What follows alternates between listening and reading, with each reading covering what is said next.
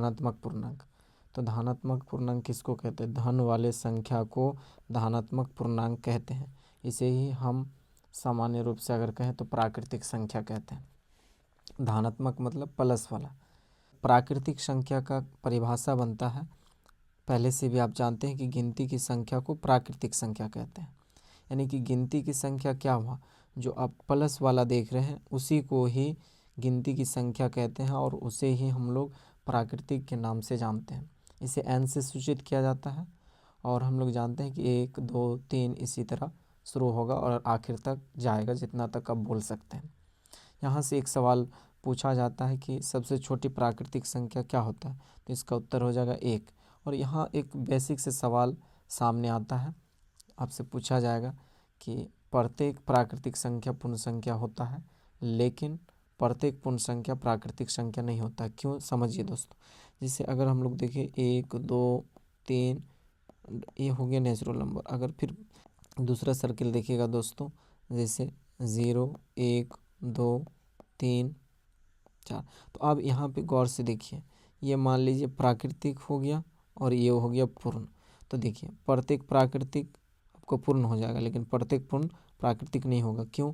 क्योंकि प्राकृतिक संख्या में एक अंक कम होता है, वो है 0, और इसीलिए प्रत्येक प्राकृतिक संख्या पूर्ण संख्या होगा, लेकिन प्रत्येक पूर्ण संख्या प्राकृतिक संख्या नहीं होगा।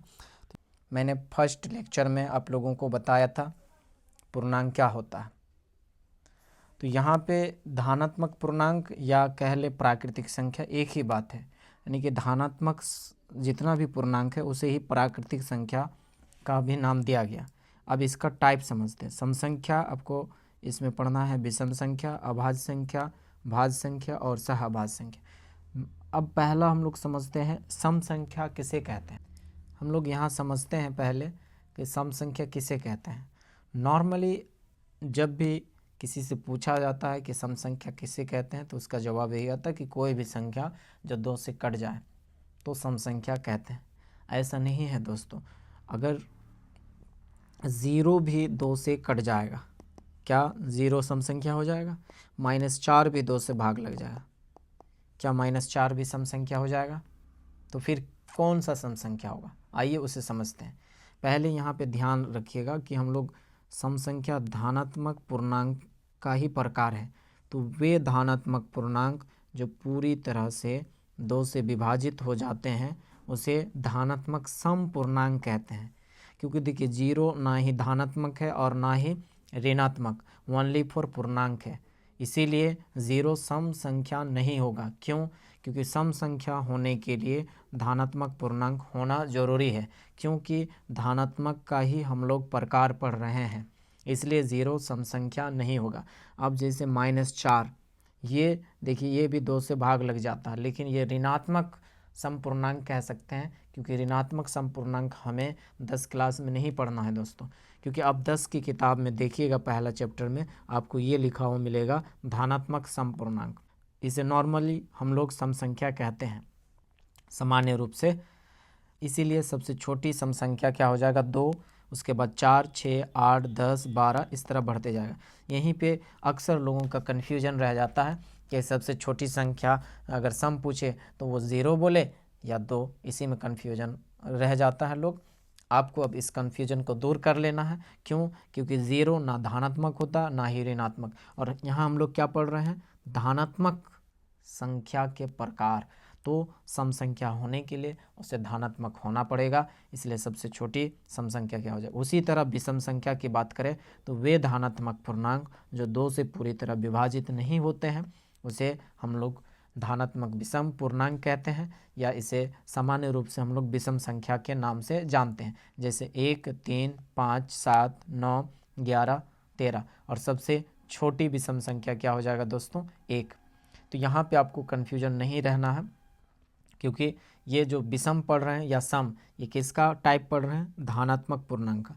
अगले वीडियो में हम लोग पढ़ेंगे अभाज्य और भाज्य और सहअभाज्य, इस तीनों को एक साथ अध्ययन करेंगे दोस्तों। तो आपको यहाँ पे कोई भी कन्फ्यूजन नहीं होना चाहिए। अब जैसे 2.4 इसको भी कटाइएगा ना भाग, 2 1 का 2, ये 0.2 ये भी कट जाएगा। क्या ये सम संख्या होगा? नहीं, क्योंकि ये दशमलव में आ गया, क्योंकि दशमलव वाला पहले ही हम आपको बताएं वो पूर्णांक में नहीं आता। यानी कि सम वह होगा, पहले उसे पूर्णांक होना पड़ेगा। कैसा पूर्णांक? धनात्मक पूर्णांक, तब जाके वो सम संख्या होगा। जैसे 5.6 को भी अगर आप 2 से भाग लगाइएगा तो भी भाग लग जाएगा, लेकिन ये दशमलव संख्या हो गया, पूर्णांक नहीं होगा। यानी कि सम होने के लिए सबसे पहले दोस्तों पूर्णांक होना पड़ेगा। तो यहाँ तक आपको समझ में आ गया। नेक्स्ट वीडियो में हम लोग आगे जारी रखेंगे। देखिए, हम लोग को समझना है कि सम संख्या और विषम संख्या का गुण। तो सबसे छोटी अगर सम संख्या पूछे तो 2 हो जाएगा, सबसे छोटी विषम संख्या 1 हो जाएगा। अब ये 3 और चौथा जो यहाँ पॉइंट है उसको समझिएगा दोस्तों। अगर जैसे सम संख्या हम लोग लिखते हैं तो देखिए 2 4 6 8 10 12 14 इसी तरह बढ़ते जाएगा। क्या सम संख्या को इस तरह से लिख सकते हैं?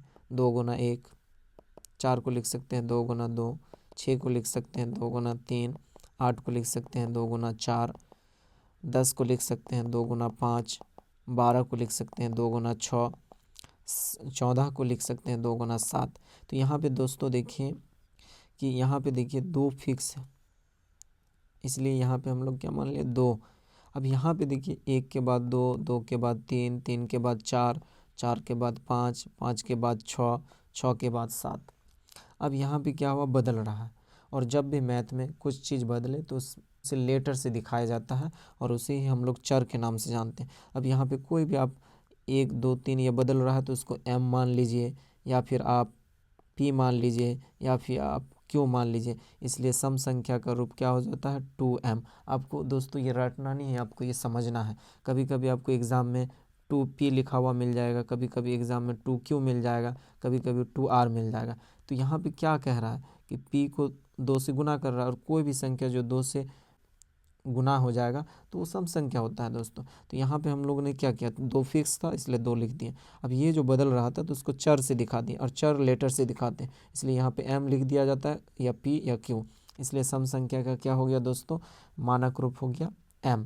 तो ये पॉइंट आपको समझ में आ गया। अब अगला पॉइंट समझिएगा दोस्तों। आइए दोस्तों अब ये चौथा पॉइंट को समझते हैं, जिसे विषम संख्या का रूप। देखिए, पहला विषम संख्या 1 3 5 7 9 11 और 13, यानी कि 1 3 5 7 9 11 13। तो कि 1 को कैसे लिख सकते हैं? 2 गुना 0 प्लस 1, 2 गुना 0 0 और पूरा देखिए 1 लिख सकते हैं इसको। 3 को कैसे लिख सकते हैं? 2 गुना 1 प्लस 1। 5 को कैसे लिख सकते हैं? 2 गुना 2 प्लस 1।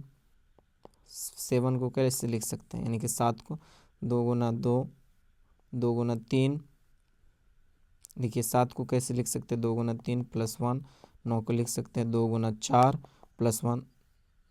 11 को लिख सकते हैं 2 गुना 5 प्लस 1। 13 को लिख सकते हैं 2 गुना 6 प्लस 1। तो देखिए 2 गुना 0 0 प्लस 1 1 हो गया। 2 गुना 1 2, 2 प्लस 1 3, 2 दूना 4 प्लस 1 5, 2 तिया 6 प्लस 1 7, 2 चौके 8 प्लस 1 9, 2 पंजे 10 प्लस 11, 2 छक्के 12 प्लस 1 13। तो यहाँ से देखिए गौर से दोस्तों, यहाँ पे देखिए 2 फिक्स है, तो यहाँ पे हम लोग क्या लिख देंगे? 2 बदल रहा है, देखिए 0 1 2 3 और 4 5 6, तो बदल जाता है तो उसको लेटर से दिखाते हैं, यानी कि 4 से मान लिए 2m, और यहाँ पे देखिए 1 ऐड कर दिया। तो ये हो गया आपका, इसलिए विषम संख्या का आप रूप हो गया 2m प्लस 1। माइनस कैसे? आप इसमें आप दिमाग लगाइए, माइनस से भी हम दिखा सकते हैं।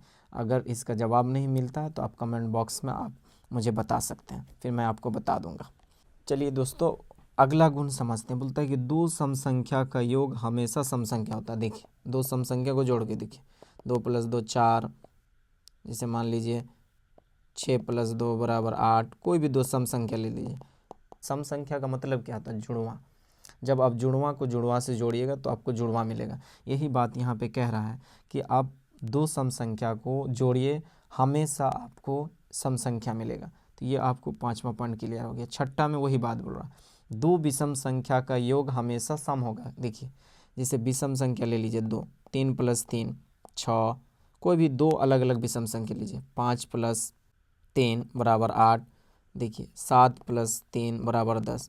तो यहाँ पे क्या हो रहा है कि देखिए बिजोड़ा को बिजोड़ा से जोड़िएगा तो बिजोड़ा नहीं होगा, क्योंकि वो जुड़वा हो जाएगा, क्योंकि जो भी सिंगल सिंगल था वो मिलकर क्या हो जाएगा, डबल हो जाएगा। इसलिए ये छठ। लेकिन 7वां पॉइंट में क्या है, क्या कह रहा है कि अगर सम और विषम को जोड़िएगा तो विषम मिलेगा, क्योंकि एक जोड़ा है और एक भी जोड़ा है, तो कभी भी जोड़ा नहीं मिलेगा, क्योंकि एक को और चाहिए। जैसे मान लीजिए कि सम 1 ले लीजिए, 2 विषम ले लीजिए, तो आपको क्या मिल जाएगा, विषम। तो ये 7वां पॉइंट कह रहा। अब यहाँ पे देखिए 8वां पॉइंट में क्या कह रहा है, 8वां पॉइंट को बढ़िया से समझ लीजिए। देखिए 8वां पॉइंट में बोल रहा है कि सम संख्या का वर्ग सम होंगे। देखिए सम का वर्ग करके देखिए 2 4 6 8। देखिए 2 का स्क्वायर 4, 4 का स्क्वायर 16, 6 का स्क्वायर 36, 8 का स्क्वायर 64। तो देखिए सम संख्या का वर्ग आपको क्या मिल रहा है, सम संख्या का स्क्वायर भी सम मिल रहा है। अब आते हैं 9वां पॉइंट को समझिए दोस्तों। कुछ विषम संख्या लीजिए, जैसे 1 का स्क्वायर कर दीजिए, 3 का स्क्वायर, 5 का स्क्वायर, 6 का स्क्वायर, 7 का स्क्वायर। अब इसका स्क्वायर कीजिए, 1 का स्क्वायर 1, 3 का स्क्वायर 9, 5 का स्क्वायर 25, 6 का स्क्वायर 36, 7 का स्क्वायर 49। तो अब यहाँ पे देखिए दोस्तों क्या हुआ कि विषम संख्या को जब हम लोग स्क्वायर किए, यानी कि जब हम लोग उसको वर्ग किए, तो हमेशा क्या मिल रहा है आपको, विषम मिल रहा है। तो ये 9वां पॉइंट आपको बढ़िया से समझ में आ गया। विषम संख्या का वर्ग हमेशा क्या होगा, विषम संख्या। इसका आप उल्टा भी सोच सकते हैं, जैसे सम संख्या का वर्गमूल सम संख्या होगा और विषम संख्या का वर्गमूल भी विषम संख्या होगा। तो यहाँ तक आपको समझ में आ गया दोस्तों।